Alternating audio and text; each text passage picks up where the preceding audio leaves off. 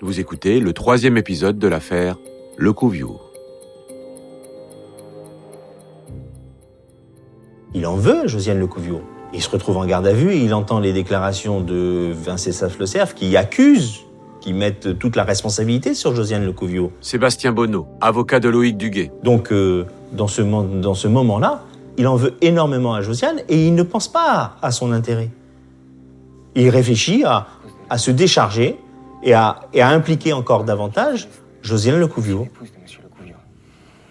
Et Josiane Lecouviour vous a demandé de vous charger de cet accident? Pas tout de suite. Pas la première fois. Après, oui. Et puis régulièrement. Elle m'a demandé si je pouvais le faire, cet accident. Et vous étiez d'accord? Je lui ai pas dit un oui ferme, mais on peut dire que j'étais engagé dans le processus de la chose, quoi. Elle savait qu'il lui était entièrement dévoué. Roxana Nasserzadeh, avocate de la partie civile. Et je pense qu'à aucun moment, elle s'est imaginée qu'il pourrait avoir des déclarations qui la mettraient en cause, qu'il pourrait dire la vérité. Et alors, vous l'avez provoqué, cet accident? J'ai essayé, mais j'ai pas réussi. Je me suis rendu compte que j'étais pas capable de faire un truc pareil. Alors j'ai envisagé éventuellement de saboter la voiture. Madame, elle m'avait dit que sa belle-mère avait une BM rouge. Il y a la première étape, c'est la résistance. Et la deuxième étape, c'est quoi? Le soulagement. Adjudant-chef Le Gall, brigade de recherche. Une fois que quelqu'un commence à parler, c'est facile.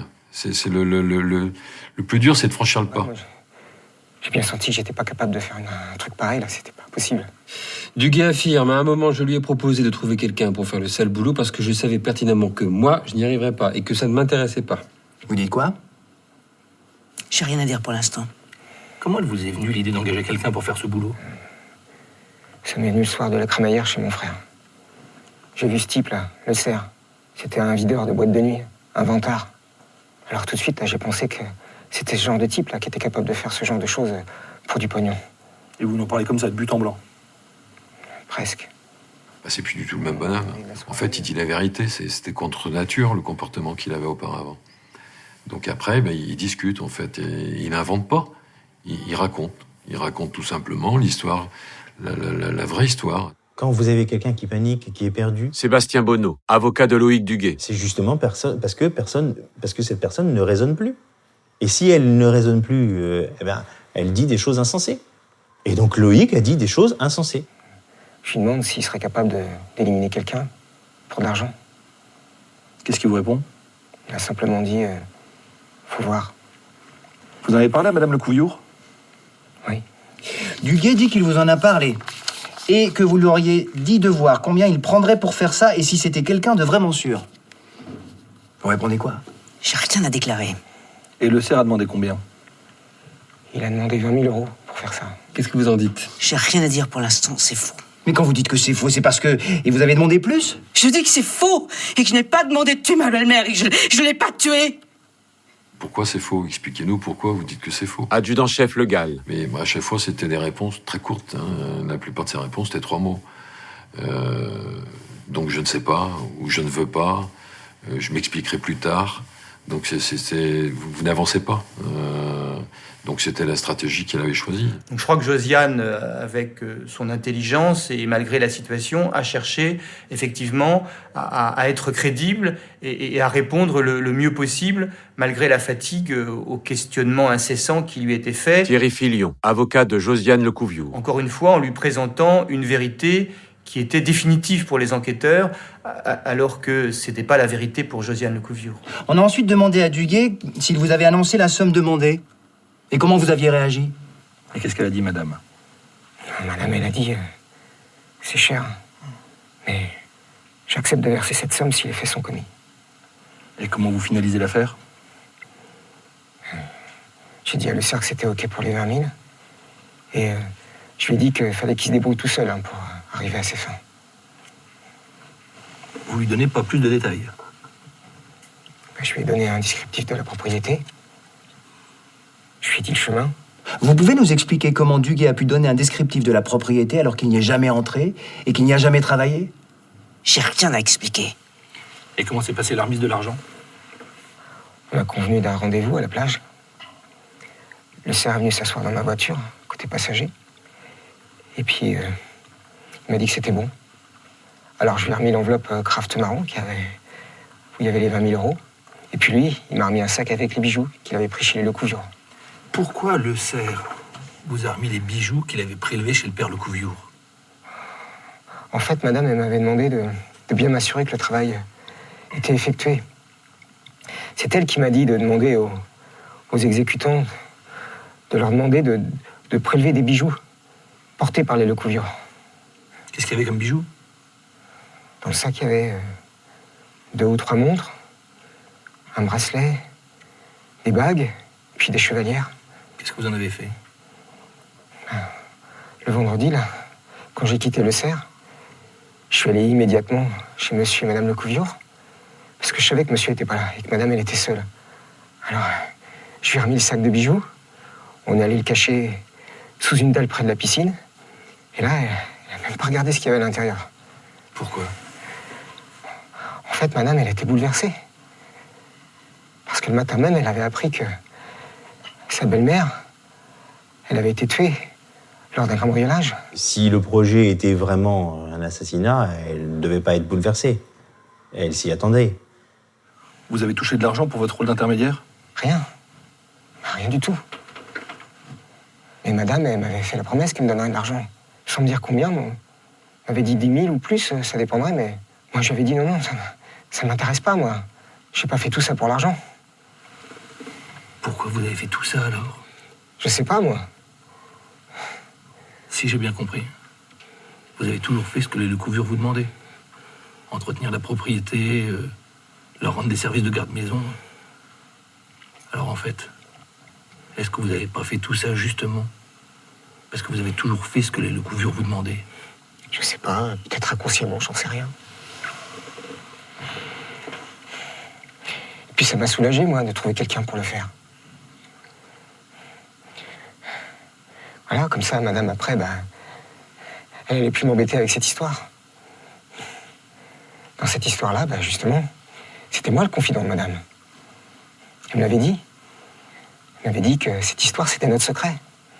Et puis, un secret comme ça nous liait l'un à l'autre, pour toute la vie. C'est la relation employé-employeur. Voilà. Je pense quelque part, est-ce qu'on peut pas appeler ça dominant-dominé?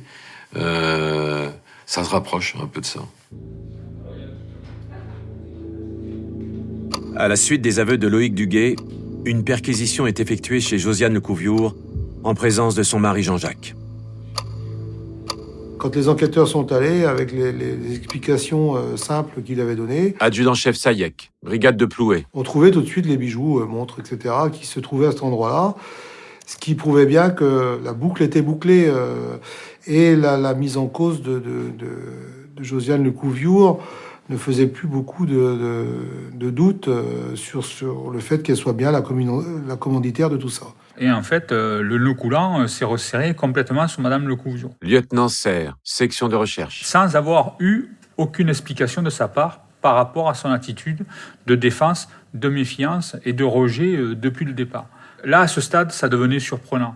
Parce que elle devait saisir l'opportunité qui lui était tendue. Je voulais vous informer que sur les indications de Loïc Duguay et en présence de votre mari, les bijoux dérobés lors de l'agression ont été retrouvés dans votre propriété. Qu'avez-vous à déclarer? Il y a quand même son mari, Jean-Jacques. Là, elle doit se rendre compte, elle dit, mais dans quelle situation, quel choc émotionnel pour lui d'être présent, d'être trouvé en présence des bijoux qui appartenaient à son père, là. Donc là, vas-y, là, il a, même lui, même s'il m'a défendu, même s'il ne croyait pas jusqu'à présent que j'avais pu tenir un rôle dans cette affaire-là, là, il est forcé de constater que c'est pas lui qui les a mis là, les bijoux. Donc si c'est pas lui, ça ne peut être que moi. À ce stade de l'audition, vous avez des déclarations supplémentaires à faire? Non. Madame Lecouviure, je vais vous déférer devant le procureur. Les aveux de Le Cerf et Duguay vont suffire pour vous renvoyer devant les assises. Et croyez-moi, les jurés ne vont pas être tendres avec vous. Nier les faits ne vous aidera absolument pas. Bien au contraire. Tu peux imprimer. Ok.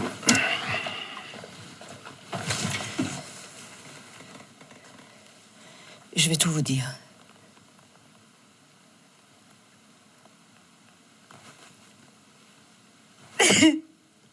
Et c'est pas ce que vous croyez. J'ai jamais voulu la tuer, jamais. Calmez-vous, Madame Lecouvreur.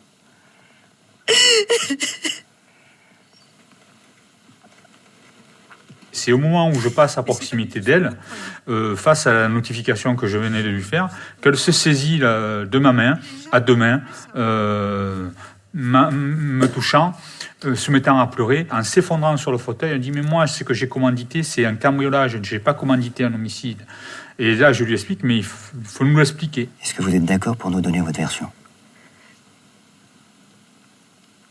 Oui. Alors, il faut le faire dans le cadre légal. Il faut reprendre l'audition. En tant que professionnel, il nous fallait réagir, mettre de côté notre surprise et immédiatement réagir parce qu'il ne nous restait même pas une heure pour faire la dernière audition, puisqu'elle était prête à la faire, et également mettre en forme la procédure et déférer Madame Lecouvreur devant le magistrat du parquet de Lorient. Donc, effectivement, on a été surpris, mais le professionnalisme a pris le pas de manière à réagir à la situation.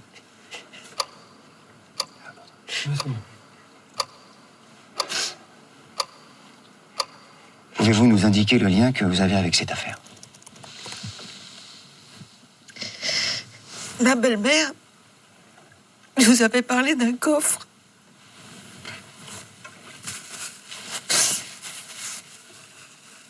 Qu'elle avait dans sa chambre. Et dans lequel elle gardait tous les papiers qu'elle avait depuis des années. Alors, j'ai eu l'idée stupide de demander à mon jardinier de m'aider à faire un cambriolage, un faux cambriolage. Il m'a dit qu'il avait des connaissances et que je pensais sûr. Il devait rentrer dans la maison, ouvrir le coffre et me ramener tous les papiers. Donc, si je comprends bien, vous avez demandé à Duguay de vous organiser un cambriolage. En aucun cas l'homicide de votre belle-mère. Voilà. Mais il n'y avait pas de coffre. Ces papiers, c'était quoi? C'était un testament. Oui, non, je sais, je me mêlais de ce qui ne me regardait pas, mais je ne pouvais pas supporter que mon beau-frère et mon mari se fassent des illusions. Qu'est-ce que votre belle-mère vous avait laissé penser par rapport à ces papiers? Eh ben, que la famille allait être dépossédée, tiens. Elle nous avait fait comprendre, à mon mari, son frère et sa sœur, qu'elle allait bien nous entuber.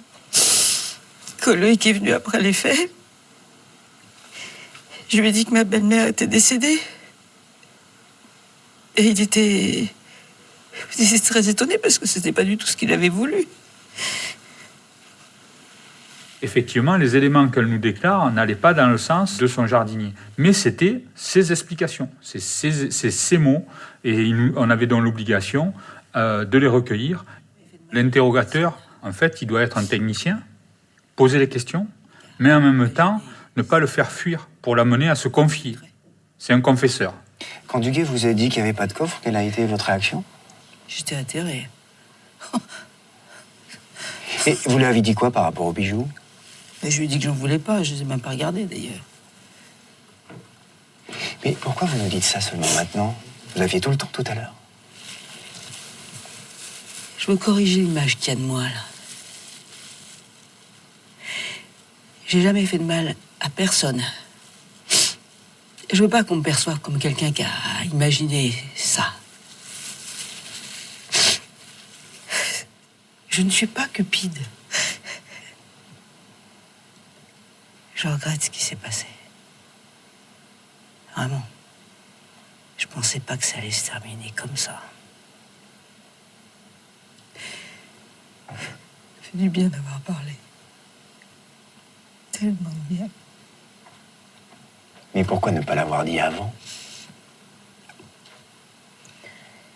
J'ai pas osé. À cause de ma position. À ce stade de l'audition, il aurait été très intéressant pour nous de pouvoir bénéficier de 24 heures de prolongation de garde à vue concernant Madame Josiane Lecouvreur, puisqu'elle avait commencé à faire une démarche d'explication, et pour tout enquêteur digne de ce nom, il aurait aimé pouvoir la questionner et à la pousser jusqu'au fond de sa démarche explicative. Or là, il y a eu une petite frustration parce qu'on n'a pas pu aller jusqu'au bout du questionnement. Tenez, vous relisez, vous signez en bas de la page.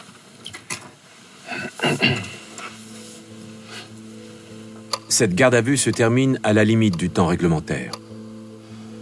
3 des 4 personnes mises en cause ont avoué un assassinat maquillé en cambriolage. La dernière, Josiane Lecouviure, reconnaît seulement avoir commandité un vol de documents.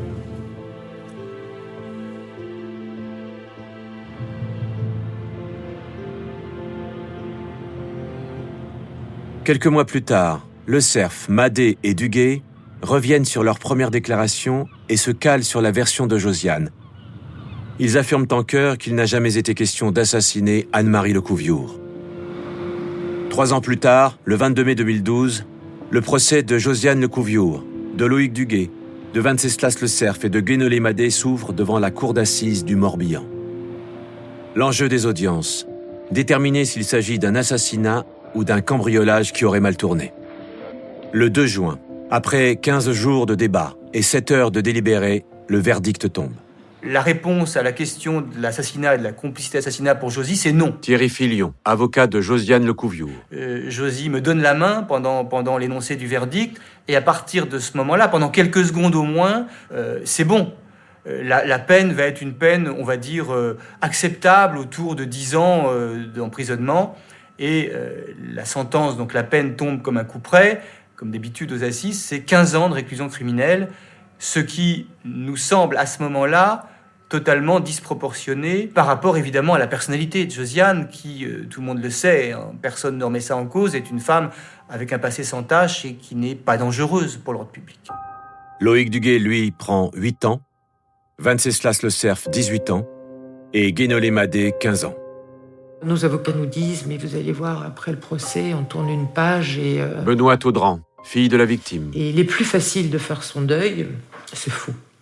1 an après, jour pour jour, le procès en appel se tient à Rennes dans une autre atmosphère. C'est un procès qui est peut-être moins tendu que le premier, avec une version un peu différente de l'accusation qui va nommément viser Jean-Jacques et Philippe Lecouviure, qui ne sont pas accusés, qui n'ont même jamais été placés en garde à vue dans le dossier, mais qui vont se trouver sous les accusations de l'avocat général, qui va les désigner comme responsables à leur place de ce qui s'est passé. C'est assez étonnant. À qui profite le crime ? Il profite incontestablement à Philippe, à Jean-Jacques et à Catherine Lecouviure. Roxana Nasserzadeh. Et lors du procès en appel de Josiane Lecouviure, l'accusation, la personne de l'avocat général, s'est tournée lors de ses réquisitions vers les frères Philippe et Jean-Jacques Lecouviure, en leur disant que tout cela ne serait pas arrivé sans eux et que ce sont des personnages méprisables. Les peines sont alourdies. 16 ans au lieu de 15 pour Josiane Lecouviure et 9 ans contre 8 pour Loïc Duguay. À nouveau, l'assassinat n'est pas reconnu. Les peines données, c'est vrai, ont pu nous donner satisfaction parce que ça a été des peines que l'on donne lorsqu'il y a eu assassinat, mais l'assassinat n'a pas été reconnu. Or, pour nous, maman, avec ce qu'elle a eu, elle a été assassinée.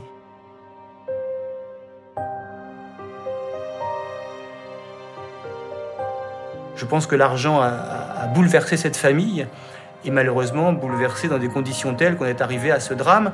Un drame qui n'a rien résolu. C'est aussi, on peut le dire, un regret supplémentaire parce que aujourd'hui, Josiane est en prison. Jean-Jacques et Philippe ne sont pas réconciliés avec leur père. Ils sont en lutte constante et fratricide avec leur sœur. C'est-à-dire qu'en définitive, Anne-Marie est morte. Josiane vit très difficilement son incarcération et cette affaire, et rien n'a changé.